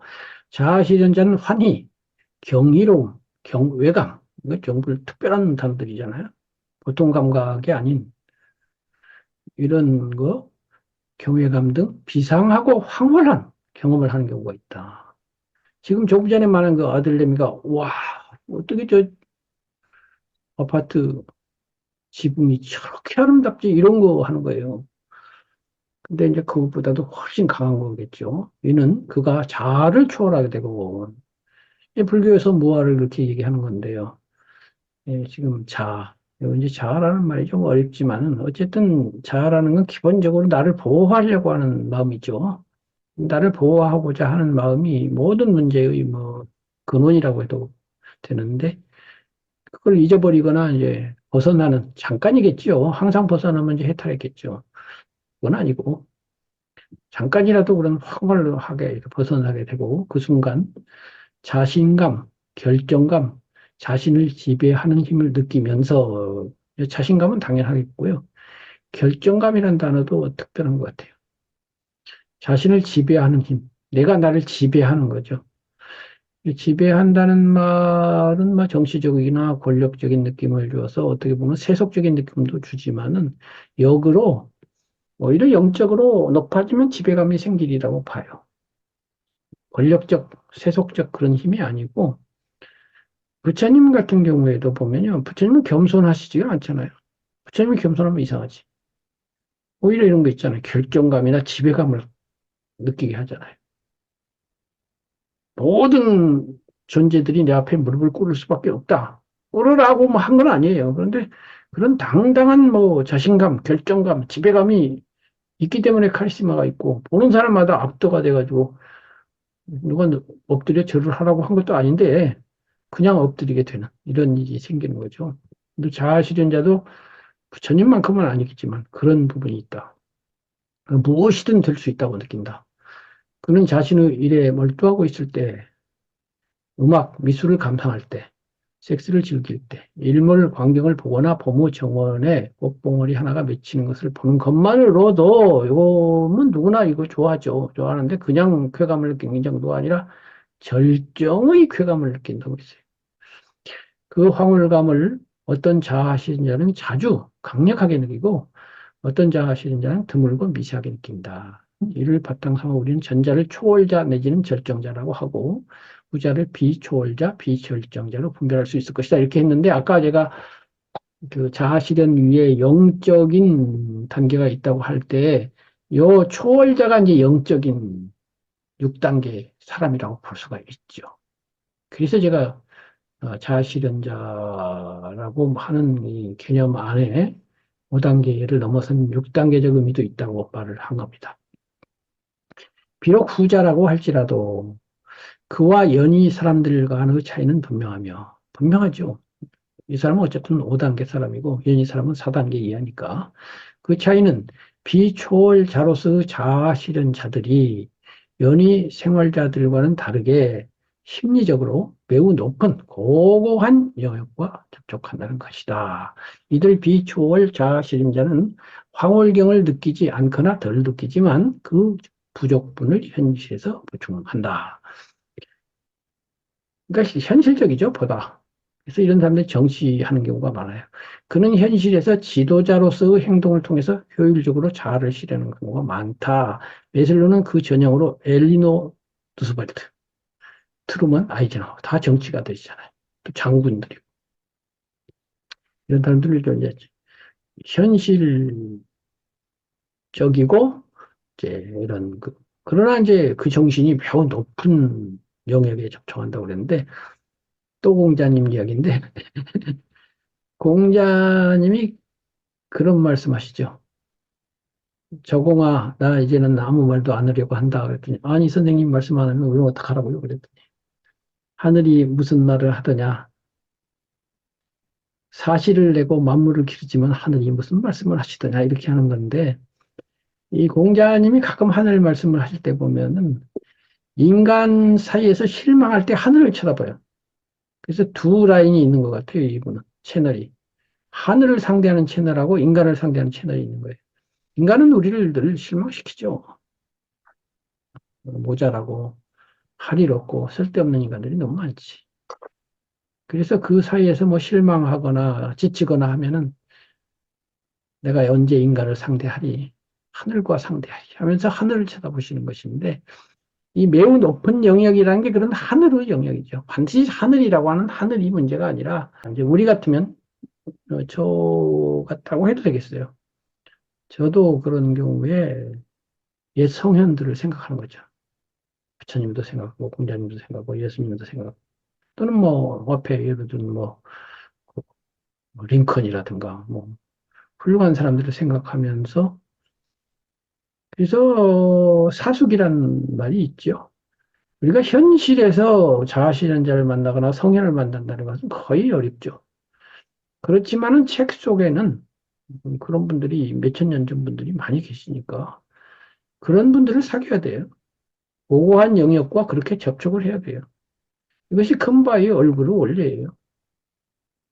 큰바의 얼굴이란 소설의 주인공은 뭐 스승을 만난 적도 없는데 그 마을에 있는 큰바의 얼굴이 거기 생겼으니까 그걸 계속 쳐다보면서 마음을 기르다 보니 어느 사이에 닮았더라 이렇게 되는데 그렇게 마음에 계속 입력을 하면 비슷해지거든요. 마음에 계속 성현들의 말씀을 입력하고 그분들의 고귀한 행위를 생각하고 이 자체가 내 마음에 자꾸 쌓이면 뭐 100분의 1이라도 닮지 않겠습니까? 적어도 그 반대 방향으로는 안 가게 됩니다. 이들에 비해 황홀경을 느끼는 자아실현자는 이제 정치하는 그런 분들 말고요. 보다 명상적이다. 그러니까 이게 영적인 거예요. 6단계인 거예요. 전자가 인지적이라면 후자는 정서적이다. 그러니까 이 인지적이라는 건 이게 좌뇌가 발달됐다고 하면은 이 사람들은 정서가 발달된 거죠. 그들은 보다 신비스럽고 시적이며 종교적이다. 그들은 아름다움에 대해 잘 반응한다. 그들은 비절정자들에 비해, 그러니까 정치하고 이런 사람들에 비해 덜 현실적이죠. 현실적으로는 좀 그렇지만 일상적 관심을 크게 초월하는 면에서는 같다. 이 점에서 자아실현자들은 다른 이들에게 성스럽게까지 보인다. 이러니 영적일 수밖에 없죠. 예슬로는 절정 유형의 자아실현자로 올더스 헉슬리, 이 소설가죠. 엘버트 아인슈타인을 예로 들었다. 이 유형의 자아실현자가 반드시 명상가, 신비가, 예술가, 과학자는 아니다. 예슬로는 사업가, 감독관, 교육자, 정치가. 자기 주변에도 그런 사람들이 있더라 이 말이죠. 그 사회적 관심, 자아실현자일지라도 때로는 분노와 혐오감을 느낀다. 그러니까 불교에서 말하는 탐진치 중에서 진심을 느껴요. 그렇기는 하지만 그 분노, 혐오에는 인간에 대한 깊은 일체감, 공감, 애정이 포함되어 있다. 화를 내면서도 배려심 같은 것들이 함께 있는 거죠. 그는 인간에 대한 깊은 감정이입을 하는 인본주의 정신을 가지고 있다. 그는 모든 인류에게 형제를 느낀다. 이것은 동생을 향한 손이 형제의 태도와 같은 느낌의 형제이다. 그렇기는 해도 자아실현자들이 모든 사람을 친족처럼 느낀다고 말할 수는 없다. 특히 정치를 하면 정적이라고 하는 것이 있잖아요. 나하고 의견이 다르고 나하고 당파가 다른 사람이 있잖아요. 그런 사람까지 뭐 형제로 느낄지는 않는데 그래도 그런 사람에게도 큰 의미에서는 형제로 느끼는 자아실현 정치인들이 꽤 많이 있었어요. 싸울 때는 싸워도 또 서로를 존중하고 또 인정하고 이런 면도 또 많이 있거든요. 어쨌든 그렇고요. 대인관계. 자아실현자의 인간관계는 연히 사람들보다 깊다. 당연히 그렇겠죠. 그는 그런 관계를 소수의 사람하고만 맺는다. 그럴 수밖에 없는 게 이렇게 맺으려면 그 사람도 자아실현자야 되거든요. 그런 사람이 100명 가에 하나밖에 없으니까 많은 사람하고 그렇게 될 수는 없겠죠. 그런 의미에서 여기에 모인 우리 몇 명인가 저를 포함해서 5명인데 전부 자아실현자가 돼가지고 소수 사람끼리 깊은 대인관계를 해줬으면 참 좋겠습니다. 그는 모든 사람들, 그 중에서도 어린이들을 친절하고 인내심 있는 태도로 대한다. 그렇기는 하지만 그는 위선적이거나 거만한 사람들에 대해서는 가혹하고 무자비한 태도를 취하곤 한다. 이게 이제 우리 불교나 이런 쪽에서 좀 어떻게 보면 강조되지 않는 거예요. 그 의로움을 별로 불교는 강조하지 않잖아요. 근데 이제 유교, 공자, 맹자, 특히 맹자는 의로움을 그렇게 강조하죠. 그래서 인의 예지잖아요. 인 다음에 의잖아요. 의로운 사람은 위선적인 거 못 봐주죠. 그런 사람들은 무자비하게 하죠. 그냥 부드럽게 그러지 마세요 하고 부처님은 항상 미소를 지면서 부드럽게 얘기하시겠지만 공자님도 그렇게 정중한 분인데도 아닌 걸 보면은 화를 냅니다. 그래가지고 공자 사상은 아시다시피 어질인자 인인데 인자야말로 능히 사람을 사랑할 수 있고 능히 사람을 미워할 수 있다 이렇게 돼 있어요. 성인은 사람을 미워할 줄 안다는 거예요. 사랑만 하는 게 아니고 미워할 오자를 아예 써놨어요. 인자라야 능히 사람을 미워할 수 있다. 이렇게 해가지고 위선적인 놈은 미워해야 돼. 그렇다고 해서 그 탐진치로서 미움이 아닌 것이 내 마음이 흔들리지는 않아요. 내가 그것 때문에 번뇌가 돼갖고 나가 괴롭지는 않아. 나는 초월된 그런 심정에 있기는 있는데 공동선을 해준 저런 놈들 혼내야 돼. 이렇게 하는 거예요. 이런 게 이제 불교와 관련해서 또는 우리 삶과 관련해서 한번 생각해 볼 그런 문제인 것 같아요. 그 타인에 대한 사랑은 결핍사랑이 아니라 존재사랑이다.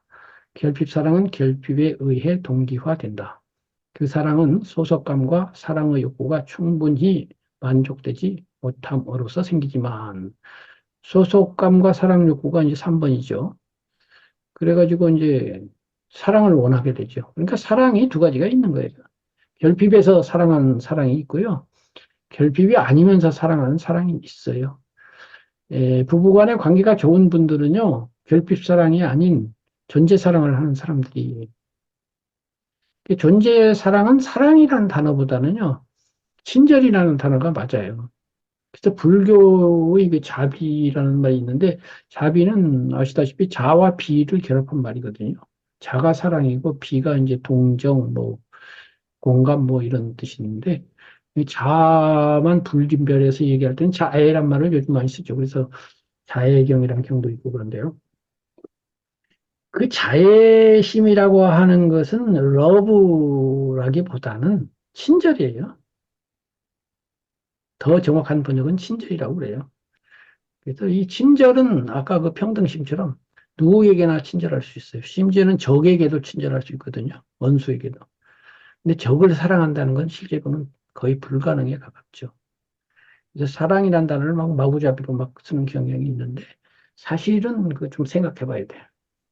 사랑은 아까 말한 도파민 같은 그런 엔돌핀이나 이런 게 막 펑펑 쏟아져서 3개월 유지되는 그런 것을 사랑이라고 하고요. 이제 그 가라앉고 나서도 호의가 계속 남아있으면 이제 친절인데, 에, 좋은 부부도 그렇고, 좋은 형제도 그렇고, 또 좋은 친구도 그렇고, 은은하니 마치 좋은 친구와 우정을 나누는 것 같은. 그래서 제가 이제 우정이라는 글을 쓴 적이 있는데, 사랑이 꽃이라는 우정은 나무 같은 것이다. 이렇게 썼지만은, 그런 변하지 않는 늘 푸른 나무 같은 그러한 그 친절한 마음. 이제 그게 사실은 나이가 들수록 그 생겨나는 것이고 또 수양을 하고 수행할수록 생겨나는 것이겠죠. 그런 자아실현자에게는 그 사람의 사랑에는 재미도 있고 기쁨도 있고 웃음도 있고 행복이 있다. 민주적 성격. 자아실현자는 민주적인 성격을 가지고 있다. 그는 모든 사람을 조건 없이 우호적인 태도를 대한다. 그는 종파, 인종, 피부색에, 피부색에 구애되지 않고서 모든 이들에게 관대하고 수용적이다. 이 양반이 예로 든 자아실현자들이 대개 보면 흑백 문제라든가 인종 문제라든가 이런 거의 편견에 대해서 맞서 싸운 사람들이에요. 그들은 인간의 그 면에 대해 거의 마음을 쓰지 않는다. 그러니까 종파가 다르다든가, 인종이 다르다든가, 이런 거 가지고는 거의 관심도 없다. 그는 다른 이들에게 자신이 우월하다는 태도를 보이지 않는다. 내가 백인이니까 하면서 흑인에게 우월감을 간다든가 이런 거 없다 이거죠. 그들은 무언가를 배울 준비가 되어 있다. 예를 들어 그는 자신이 갖고 있지 않은 목수의 재능을 진심으로 존경한다. 지금 지난주부터 탕마 스님이 들어오셔서 함께하고 계시지만은, 그리고 어저께도 통화하고, 이제 그동안에 좀 대화도 나누고 했지만은, 이 말 읽으면서 옆에 계신 탁마 스님 생각이 나네요.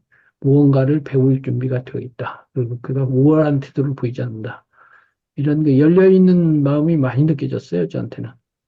그리고 저도 스님에게 또는 여기 계신 모든 분들에게 그런 준비가 되어 있는 사람으로 어, 보여줬으면 좋겠습니다. 그러니까 광고 영업으로서 보여진다는 것이 아니라 제가 진짜로 그런 사람이어서 예, 예, 그렇게 행동할 수 있는 그런 사람이기를 바란다는 그런 의미입니다. 12. 수단과 목적, 선과 악의 분별. 자아실현자는 수단과 목적을 분명하게 구별할 줄 안다. 그에게는 수단보다 목표가 훨씬 더 중요하다. 그에 비해 연희 사람들은 수단을 목적으로 여기는 경향이 있다. 이것이 많이 있죠. 그러니까 제식으로 표현하면 제1목표가 있거든요. 제1목표에는 제1수단이 따라오게 돼 있죠. 근데 시간이 지나다 보면 제1수단이 제2목표가 돼요. 근데 제2목표에는 제2수단이 또 따르거든요.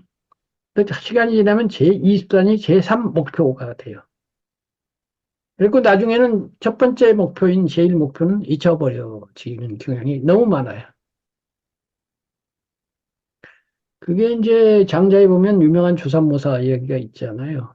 원숭이가 있었는데 원숭이 기르는 사람이 야 지금 도토리가 별로 없어. 그러니까 아침에 세 홉 주고 저녁에 네 홉 줄게. 그랬더니 화를 내더라 이거예요. 원숭이가. 아니야.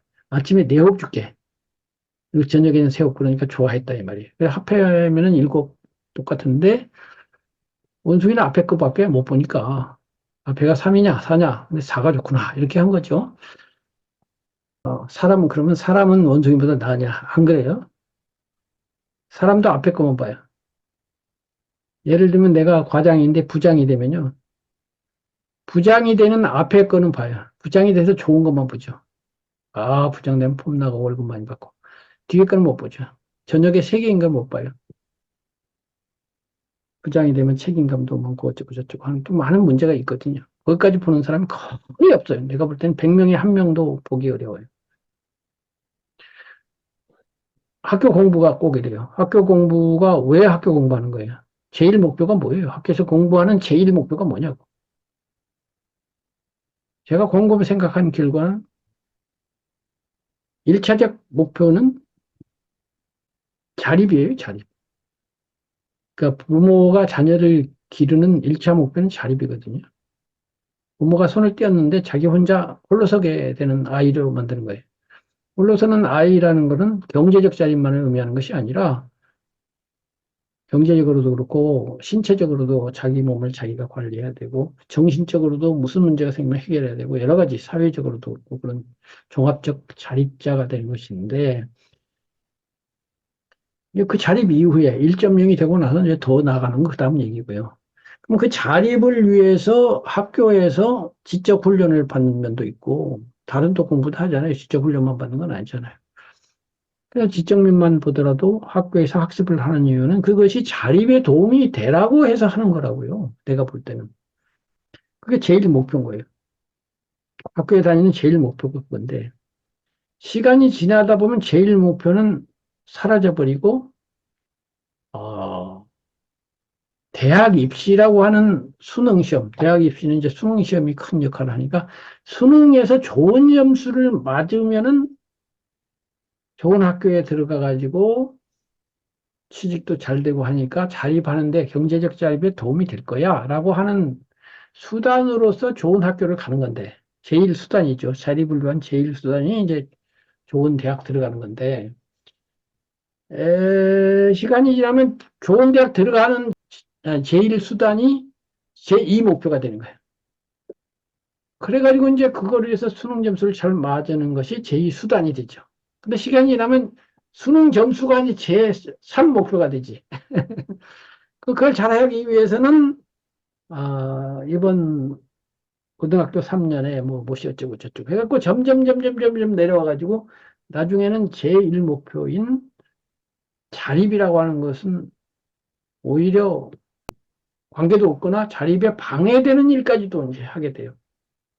공부에 너무 집중하다 보니까 자율성이 떨어진다든가, 뭐 자기 결정력이 없어진다든가, 뭐 수동적으로 받아들이기만 해서 내가 주도적으로 학습하거나 창의적인 아이디어를 낸다든가 하는 기능이 죽어가지고, 어, 원하는 수능 점수를 얻고, 원하는 대학에서 혹시 들어갔는지 몰라도, 들어갔다 하더라도, 그것만으로 자립이 되지는 않거든. 근데 오히려 점수를 좀 덜 맞았고, 심지어는 뭐 장애자거나 해서 몸 자체를 못 쓴다 이거예요. 밥밖에 못 써. 그래도 못 쓰는 상태로 자립할 수 있거든요. 수능 점수가 좀 모자라고 몸이 좀 덜 건강해도 그 나름대로 잘해야 실현한 사람도 많거든요. 제일 목표 관점에서 자립했다 이거예요. 그럼 누가 잘한 거예요? 제일 목표를 달성한 사람이 잘한 거 아닐까요? 이런 문제가 있다 이거죠. 자아실현자는 목표를 중요하게 여기기는 하지만 목표를 향해서 나아가는 과정도 또 즐길 줄 안다. 이건 이제 다음에 한번 강조할 거예요. 그는 선과 악을 분명하게 분별하며 그를 바탕으로 우유부단한 태도로 선악 사이를 우왕좌왕하지 않다. 선악이 분명하기 때문에 여기에 대해서는 확실하다 이거죠. 그는 어느 상황에서나 굳건히 잘 지키는 잘 정의된 윤리적 도덕적 기준을 갖고 있다. 이것이 엄청 중요한 것 같아요. 그래서 당신의 윤리관 혹은 도덕관을 말해 주시오 하면 확신을 갖고 1시간, 심지어는 10시간도 말할 수 있는 이런 사람이라야 되는 거예요. 유머 감각. 여러 번 얘기한 것처럼 제가 이게 없어가지고 늘 아쉬운. 자아실현자에게는 높은 수준의 유머 감각이 있다. 연희 사람은 타인에게 상처를 주는 재치나 우월감에 근거한 조롱, 음탕한 내용으로 남을 웃기는 이런 개그, 제가 개그라고 부르는 걸 하죠. 너를 넘어뜨리고 나서 내가 웃는 이런 거 말고 자아실현자가 인간의 일반적 성격을 조롱하는 경우는 있어도 조롱을 하긴 하는데 인간이라는 놈들은 말이야 하고서 인간 전체를 조롱하기는 하지만 한 개인을 조롱하지 않아요. 인간을 조롱한다는 건 무슨 말이냐면 그 인간 속에 나도 들어가니까 나를 포함한 인간을 조롱하는 거예요. 그래서 자기를 조롱하는 거예요. 개그가 아닌 유머는 자기를 조롱하면서 생깁니다. 남을 조롱하면 이거는 인격적으로 부족함을 드러내지만 자기 못난 걸 가지고 농담을 하거나 자기 부족한 걸 농담을 하거나 자기 실수를 갖고 농담을 할 때 이게 유머가 되거든요. 그들의 재치에는 깊은 교훈이 담겨 있으며 복소를 자아낸다기보다는 은은히 미소 지으며 수긍하게 하는 면이 있다. 자아실현자에게는 놀라운 창의력이 있다. 그들이 작가, 예술가, 음악가, 미술가라는 뜻이 아니라 그렇지 않더라도 독창적이며 창조적이고 혁신적인 면이 생활과 삶을 통해서 자주 나타난다는 의미이다. 예슬로는 아이들이 어른들에 비해 훨씬 창조적이라는 점을 지적하면서 아이들이 항상 창조적이죠. 때가 덜 묻었고 에, 그, 아직은 순수하기 때문에 그렇죠. 자아실현자를 아이 시절의 창조력을 잃어버리지 않은 사람으로 보았다. 그러니까 그 워즈워드 시에 보면은 아이는 어른의 아버지라고 하면서 무지개를 보면 내 가슴은 뛴다. 이 뛰는 이 어린아이로서의 그런 순수한 마음이 영원했으면 좋겠다. 이런 시가 있잖아요. 네, 그렇게 된 게 자아실현자다 이거죠. 아이의 마음을 갖고 있다 이거죠. 제가 어디선가 말했지만은 사람의 성장을 3단계로 보면 1, 아이, 2, 어른, 3, 어른, 아이. 어른인데 아이예요. 순수한 면에서는 아이 같고 지금 여기로 말한 것처럼 창의력도 있고 이런데 그런데 어른을 통과했기 때문에 그냥 아이하고 또 다르죠. 그냥 아이는 유치한 아이, 미숙한 아이, 지혜롭지 않은 아이 이러지만은 어른 아이, 노인이면서 아이예요. 노현자 이런 사람들은 제가 어린 왕자 이야기한 것처럼 어린 왕자가 그런 아이 아닙니까? 그 모습은 아이지만 속에는 노인이 들어있죠. 예, 이런 거죠. 어떤 직업을 가졌든지와 상관없이 사람은 누구나 자아실현자로서의 창조력을 지닐 수 있다고 그는 강조했다. 문화적 동화의 저항. 자아실현자는 자아충족적이다. 여기는 자아충족이라고 했는데 저는 자기자족이라고 그러죠. 남과 관련 없어요. 타인 타물에게 의존해서 한다 하는 것이 아니고 자기 안에서 시작해서 자기 안에서 끝난다. 그는 자율적이며 이는 그로 하여금 특정한 방식으로 생각하고 행동하라는 사회적 압력에 저항하도록 한다. 그러니까 뭐 독재가가 나와서 전부 뭐 어떻게 하라고 한다든가 뭐 앞에 말한 설교자나 이런 사람이 이렇게 하라고 한다고 해서 하는 게 아니고 남들이 뭐라 하든가 말든가 남들이 다 양복 입고 다녀도 나는 한복 입고 싶으면 입는 거지 뭐. 그러니까 내 나름대로 판단해서 한다 이거죠. 그는 순치되거나 세뇌되지 않는다. 자기가 독자적이기 때문에 여간에서 세뇌를 시킬 수가 없어요. 그는 늘 초연하다. 그는 고의로 사회적 규칙을 어기지는 않는다.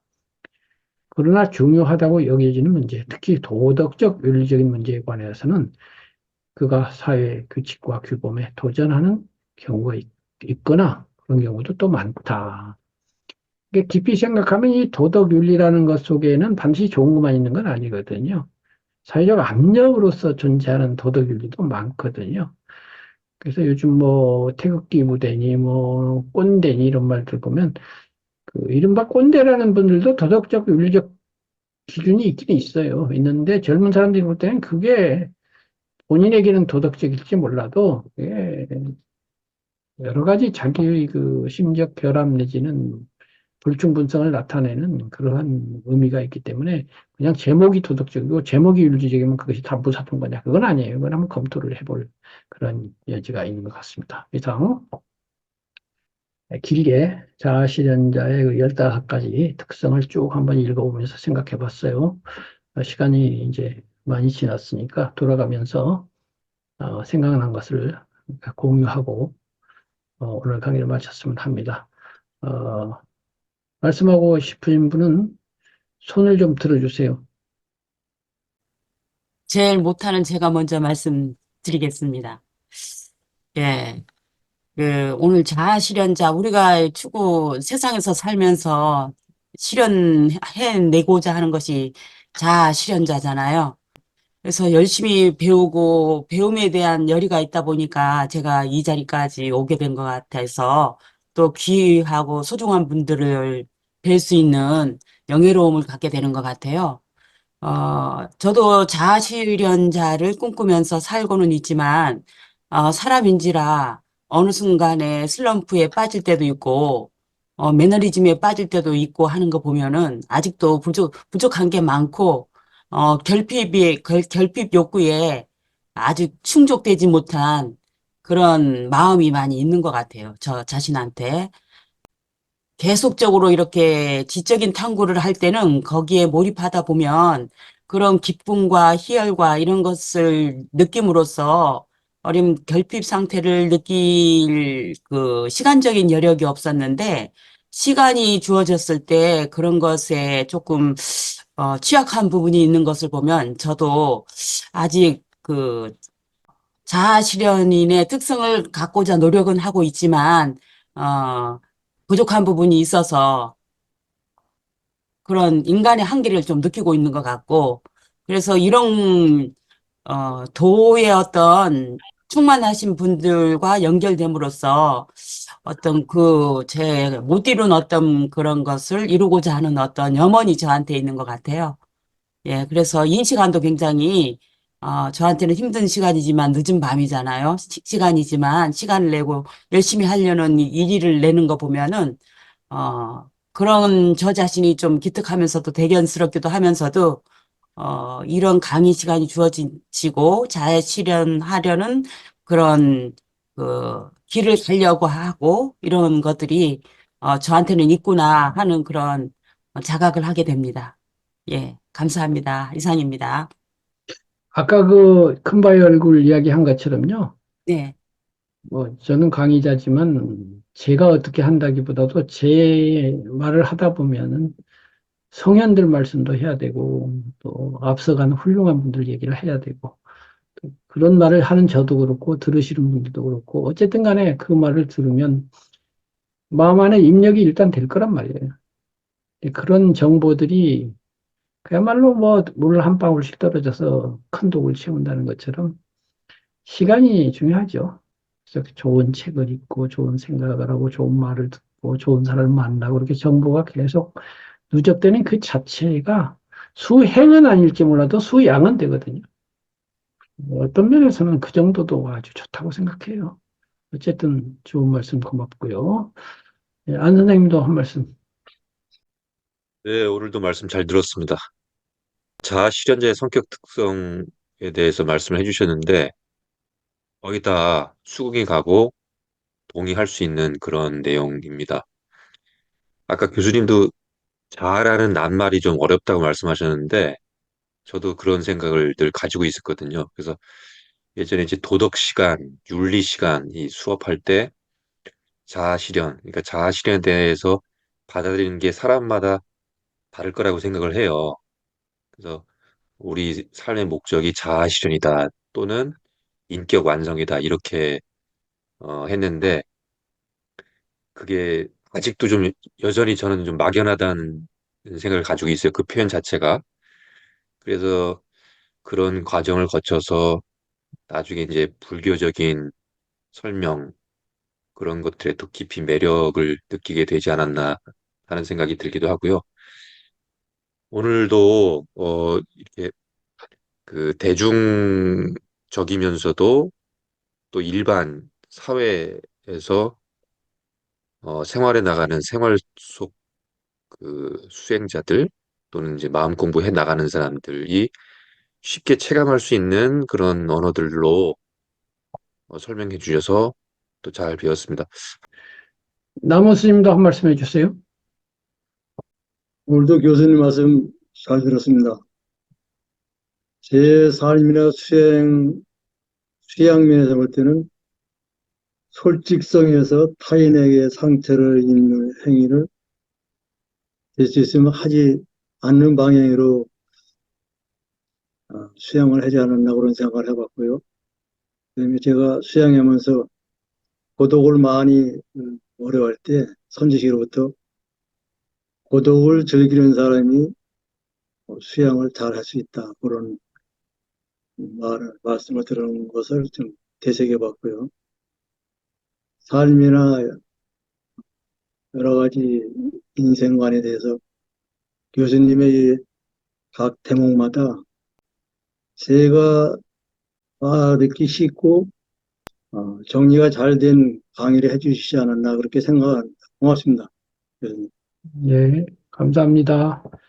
예, 탕마 스님도 한 말씀 부탁합니다. 안 들리세요? 마이크가 좀 잘 안 되는 것 같은데, 그 지금 수행소가 돼가지고 큰 소리를 못 하시죠? 예, 스피커로 했어요. 예, 그러면은 지금 우리 탕마 스님은 정진하시는 그 장소이기 때문에 옆방에서 또 소리를 내면 방해가 된다고 합니다. 그래서 아까 통화할 때 듣기만 하시겠다고 하셨으니까 들으셔도 되고 말씀하실 수 있으면 하셔도 되고요. 그러면 스님 점검은 하고 다음에 말씀하시고요.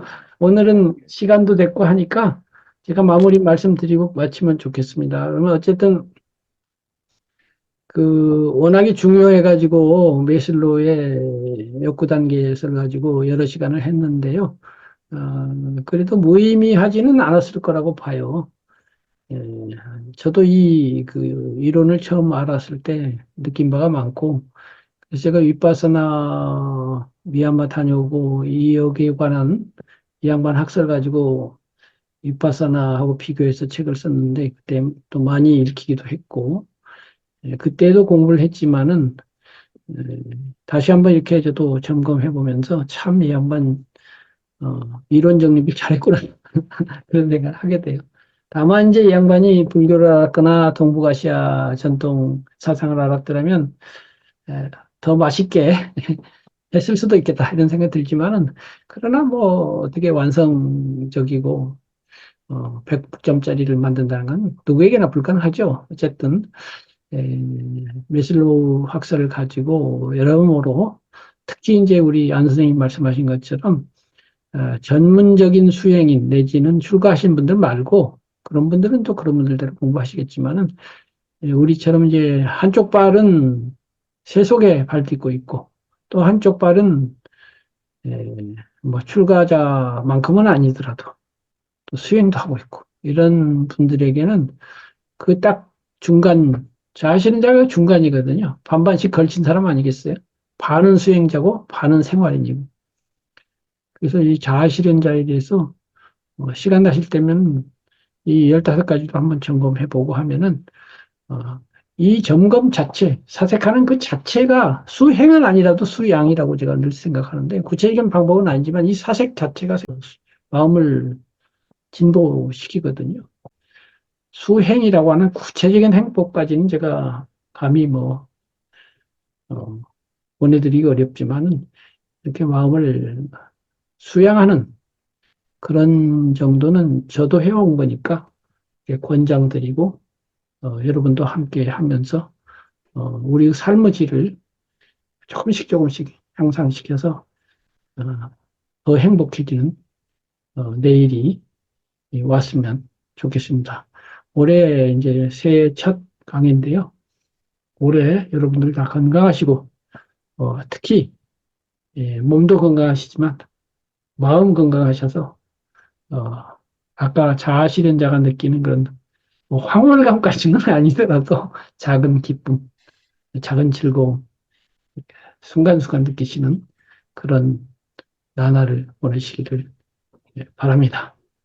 그럼 지금, 예, 잠깐만 예, 말씀드리겠습니다. 예. 제가 제설 작업을 하고 오니라고 아, 자세가 예, 좀 많이 흐트러졌어요. 저기 여기 눈이 많이 오고 예, 있거든요. 예. 예, 그래서 먼저 태도가 좋지 않아서 죄송하고, 그 다음에 이제 저도 한 말씀 드리자면은, 그 부처님 니까에는 이렇게 되어 있습니다. 벗어나야 그 대상을 완전히 안다, 이렇게 되어 있습니다. 그래서 자아 실현을 가장 완전하게 하는 방식은 자아를 초탈했을 때, 자아를 벗어났을 때, 자아 실현이 완벽한 자아 실현이 가능하지 않겠는가. 즉, 자아로부터 자기가 구속당하지 않고 진정 자유로워졌을 때 자아 실현이 가능하지 않을까, 저는 개인적으로 그렇게 생각을 해봤습니다. 네, 감사합니다. 100% 동의합니다. 결국은 노하겠죠. 아무튼 그 시간이 지금 1분밖에 안 남았기 때문에 오늘 이 강의는 여기서 마치고 다음 주에 행복한 마음으로 다시 뵙겠습니다. 감사합니다. 감사합니다. 감사합니다. 수고 많으셨습니다. 네.